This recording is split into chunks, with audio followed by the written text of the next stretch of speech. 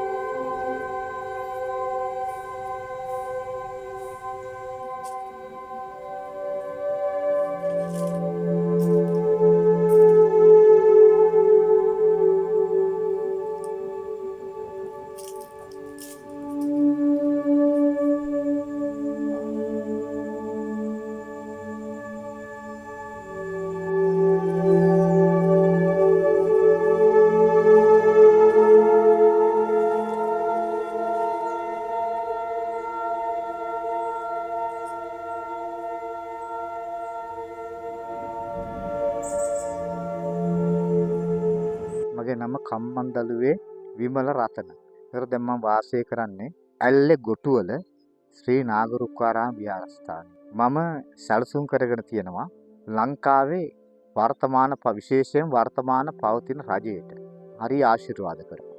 ඒ වගේම මේ රටේ උන්නතිය පිණිස, දියුණුව පිණිස සේවය කරලා මිය පරලෝකීය සියලුම දේශපාලන නායකයින්ට, ඒ වගේම දැනට වයෝවෘද්ධව ජීවිතය ගත කරන සියලුම දේශපාලන නායකයින්ට, ඒ වගේම මහාන කරපු ගුරුදේවෝත්තම මගේ මහානායක හාමුදුරන් වහන්සේට, ශ්‍රීල්පොළ චන්දකිත්ති නායක හාමුදුරන් වහන්සේට, ඒ වගේම ලංකා ලෝකවාසී සියලුම ගරුතර මහා සංඝරත්නයට සහ ලෝකවාසී සියලුම ජනතාවට සෙත් ප්‍රාර්ථනා කරමින් රුවන්වැලි මහා සෑය දක්වා නොකඩවා දෙපයින්ම ගමන් කරන පාද යාත්‍රාව මම හෙට 5 වෙනිදා උදෑසන ආරම්භ කරනවා. ඒ ආරම්භ කරලා ඒ ගමන් මාර්ගය වෙන්නේ ගොටුවල ශ්‍රී නාගරුක්කාරාමයෙන් බදුල්ල නගරයට, බදුල්ල නගරයෙන් මයංගන පුදබිමට, මයංගන පුදබිමෙන් පොළොන්නරුව පුදබිමට, පොළොන්නරුව පුදබිමෙන් අනුරාධපුර රුවන්වැලි මහා සෑය අභියසට ගිහිල්ලා කංචුක පලන්දලා